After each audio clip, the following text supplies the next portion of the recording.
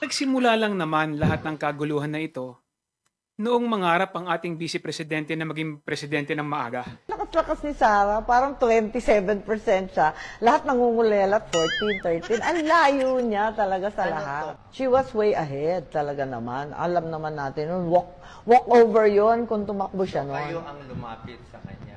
Oo, kami ni Bongbong pumunta sa...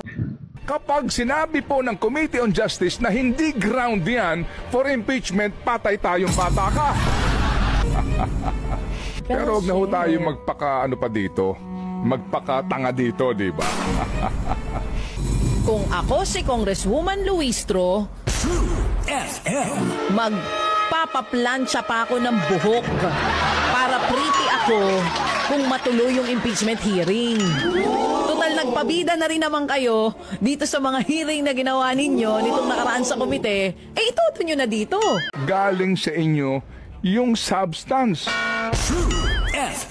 At yan ang nanggagaling mismo sa isang matalinong tao na naandyan po sa batasan. So, pala yun. Pala nung usapan nila nung fellowship, Sa kabilang banda yan, ha? Parang, anyway. kung pinag-usapan nila yung impeachment complaint ng fellowship, parang, Mr. President, paano to? Paano tayo lulusot dito? Hindi pwedeng dito ituloy kasi kami naglabas ng mga ebidensya para naman kami susunugin niyo sa sarili naming mantika. Hindi kami papayag niyan. Di ba? Paano tayo lulusot dito? Paano yun? Tuloy natin to. Na everybody Tuloy happy. natin to. Magpa-special session ka na, Mr. President. Dadagan ang Balita News Update. At sa amin, nakapag-harvest na kami. Kakatanim lang eh. So, hindi, buti na lang yung timing, hindi yung bago aanin, nakapag-ani na tayo. So, kung yung season na susunod, 5,000 pesos. Okay. It's, there's a, hindi... 5,000 pesos. Akong bangag.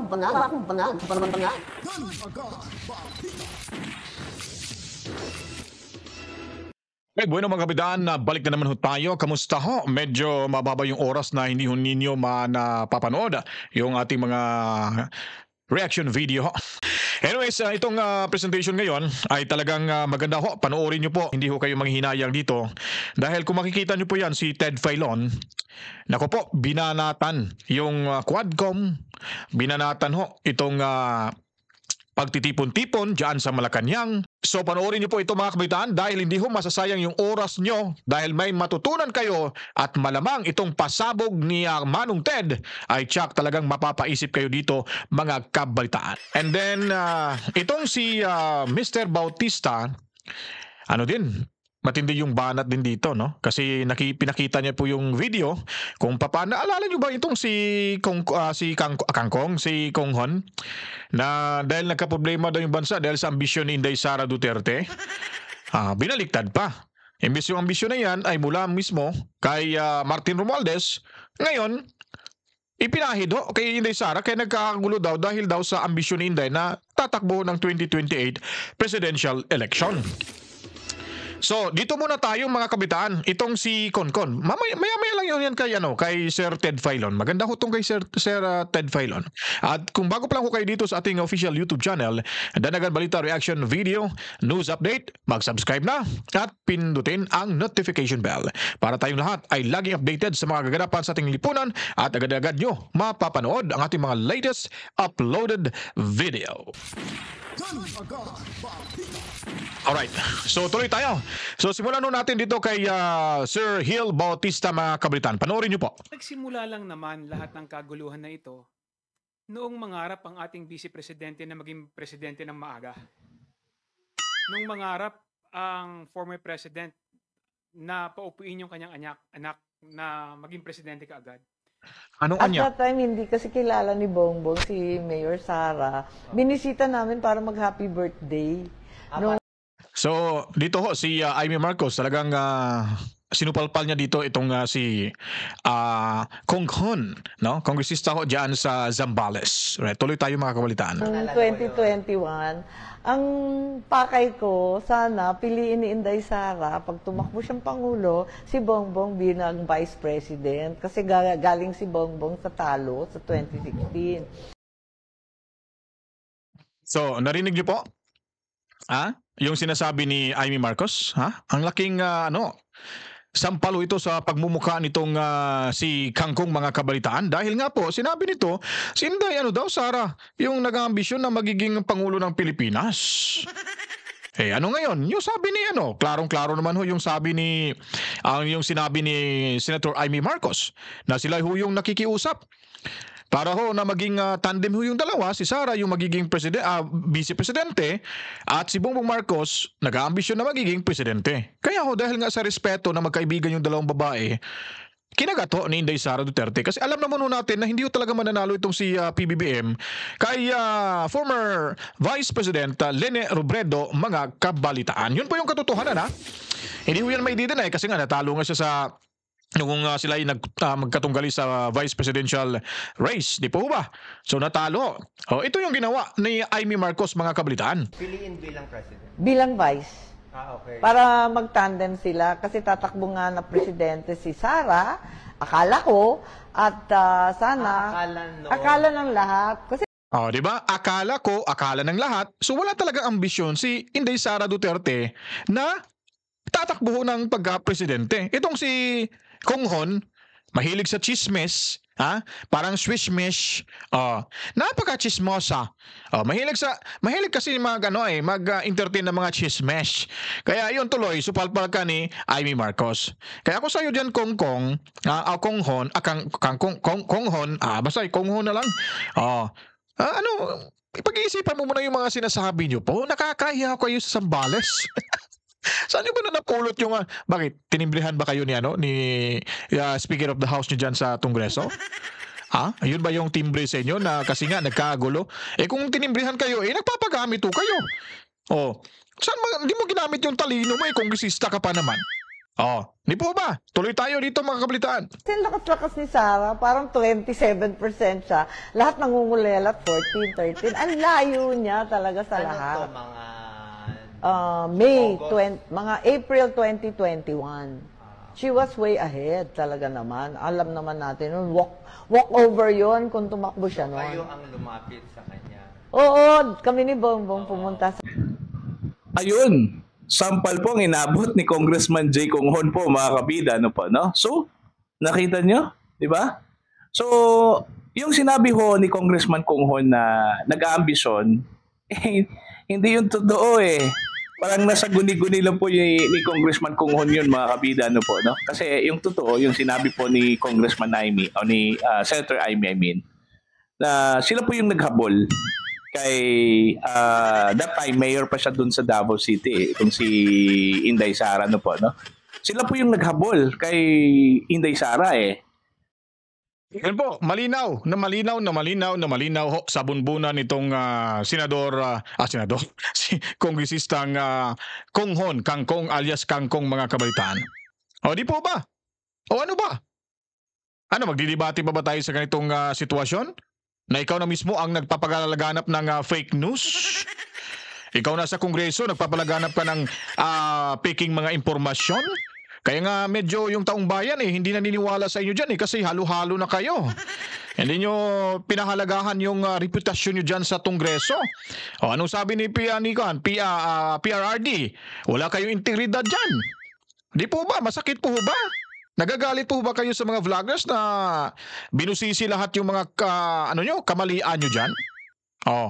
Ano man, Congressman Kong Hon, sige nga, mag-react ka nga sa sinasabi ni Amy Marcos. Malaking sampal kasi ikaw kasi pabida-bida ka rin kasi sa presko na yan Tapos yung forma mo nakakagalang-galang tapos ikaw pala hindi kagalang-galang dyan mga kabalitaan. Anyway, kalimutan na ho natin yan si Kong Hon. Dito ho tayo okay.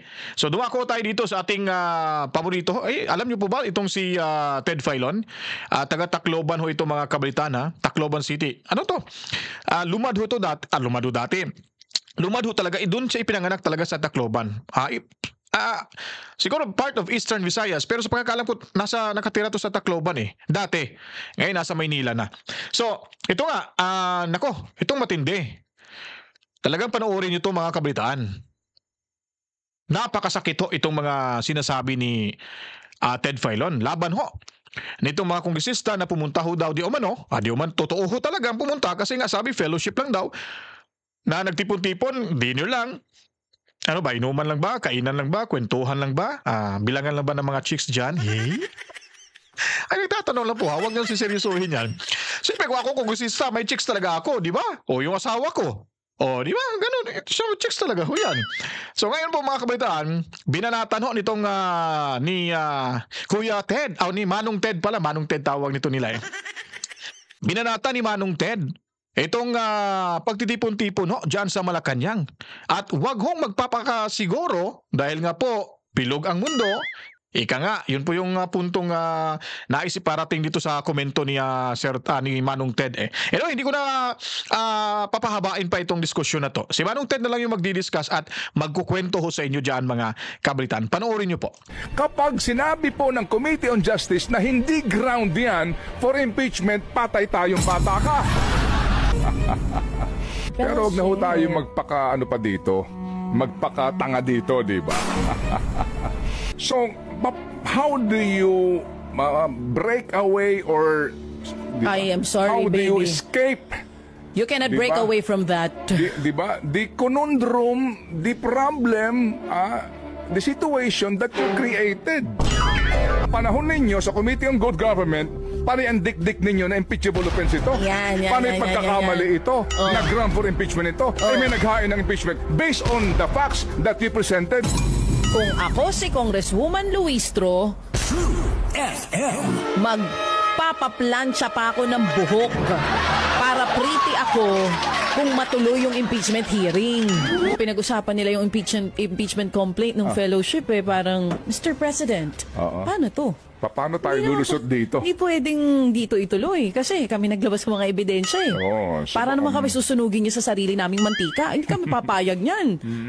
Di ba? Paano tayo lulusot dito? Paano yun? Natin to. Na everybody happy. Natin to magpa-special session ka na, Mr. President.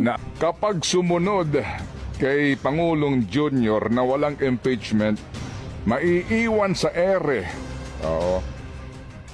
Ang komite at mga kongresista na nagpagamit daw at tumira because para to defeat the impeachment kailangan ang findings na no substance. Paano yan? Galing sa inyo yung substance. Leaders ay kinausap po ng Presidente. Ang sabi daw nila fellowship. Pero huwag na ho tayo magpakatanga dito, di ba? Ngayon, pag-uusapan talaga nila, paano ho nila didiskartehan ito? Paano ka huhulag po sa isyong sinimulan naman ng Kamara? Okay. Ito po gagawin ko ito ng medyo episode and think about it. Pero ngayon pa lang po, mga kapatid, isipin po ninyo. Ang Kamara de Representante nag-imbestiga. Itabi mo yung Quadcom, Committee on Good Government. They investigated the Vice President tungkol po sa COA report. At ngayon mga kapatid, lumalalim ito ng lumalalim kasi po ang COA sinasabi na mga kapatid na meron nga silang mga nakita na mga deficiency o mga paglabag doon sa panuntunan. Although at the end of the day, hindi pa final yung committee report na yung pong findings ng COA kasi nga yung tempo'y appealable. O ibang usapan yun. Ngayon kasi, ang Kamara de Representante na kung saan po yung mga miyembro ng Committee on Good Government, ay miyembro din ang iba dyan ng Committee on Justice na siyang didinig dito po sa impeachment complaint. Yan pong mga nandidiyan sa Committee on Good Government sa ilang mga panayam at mismo doon sa hearing sinasabi na ito po ay mga impeachable offense. Right? Yes. So ito hong mga ebidensyang ito, yung mga piatos na yan, yung mga hindi pagharap sa hearing na iyan, yung mga binabanggit po dito na sinasabing paggasta ng pera ho ng hindi ho maipaliwanag, etc. etc. Yan ngayon ang ground ng impeachment complaint, particularly nitong pangalawang impeachment complaint ng grupo pong ng 50 mga individual na inendorso po ng Makabayan Black. So kung yaang kanilang hawak po na sinasabi mga grounds na ito ay hango doon sa Committee on Good Government Investigation na sinasabi mismo ng kanilang chairman na grounds for impeachment, at magkakaroon ka ngayon ng pagdinig sa Committee on Justice kapag sinabi po ng Committee on Justice na hindi ground yan for impeachment, patay tayong pataka. Magpakatotoo po tayo dito. So parang, di ba, ngayon, paano mo didiskartehan yan? Eh kung ikaw si Congresswoman Luistro, na member ka rin ng Committee on Justice, ang iniharap dito mga kapatid na ebidensya po nitong mga nagreklamo, hango sa inyong investigasyon. Sasabihin mo ngayon na hindi ground ito for impeachment? Malabnaw ito na dahilan? You cannot say that. Hindi ba na-stop ka na doon during the hearing ng Committee on Good Government? So paano mo ngayon i-dispose ito? Paano mo ngayon didiskartehan ito na hindi kayo magmumukhang tanga? Diba na nung panahon ninyo sa Committee on Good Government, paano ang dik-dik ninyo na impeachable offense ito? Paano yung pagkakamali ito? Na ground for impeachment ito? May naghain ng impeachment based on the facts that you presented. Kung ako si Congresswoman Luistro, magpapaplansya pa ako ng buhok para pretty ako kung matuloy yung impeachment hearing. Total, nagpabida na rin naman kayo dito sa mga hearing na ginawa ninyo nitong nakaraan sa komite. Ituto nyo na dito. Naku, makikita ng tao kung gaano kayo kagagaling humusga dyan. Hindi ba? Di ba? Oo, girl? kailangan ko ano yung sinabi nila dito sa komite nung dinidikdik nila ang DepEd, si VP Sara, ang ibang kawani ng OVP. Makita natin. Sa Committee on Justice? Sa Committee on Justice. Di po ba? Yan po yun eh. So, how do you break away or... I am sorry, how baby. do you escape? You cannot break away from that. Di ba? The conundrum, the problem, the situation that you created. So, Committee on Justice hearing, at ang iniharap ng dalawang grupong ito ay ang pinagbasihan ay ang inyong ginawang hearing na sinasabi ninyo na, di ba? Ang dami mong dapat ipaliwanag dito. Ganito na ito, mga pagkakamali nito. And then all of a sudden, you will decide unfavorably on the merits or the cases presented to you during the Committee on Good Government hearing. Ang sabi nga dito ng isang taong matalino, my baby girl, ha? Oo, ang sabi nga dito, ha? Okay. Oo. Kapag sumunod kay Pangulong Junior na walang impeachment, maiiwan sa ere. Oo. Ang komite at mga kongresista na nagpagamit daw at tumira because para to defeat the impeachment, kailangan ang findings na no substance. Paano yan? Galing sa inyo yung substance. At yan ay nanggagaling mismo sa isang matalinong tao na naandyan po sa batasan. So, ano pala yun? Pala nung usapan nila nung fellowship, no? Sa kabilang banda yan, ha? Parang, anyway. Kung pinag-usapan nila yung impeachment complaint ng fellowship, parang, Mr. President, paano to? Paano tayo lulusot dito? Hindi pwedeng dito ituloy kasi kami naglabas ng mga ebidensya eh. Para naman kami susunugin niyo sa sarili naming mantika. Hindi kami papayag niyan.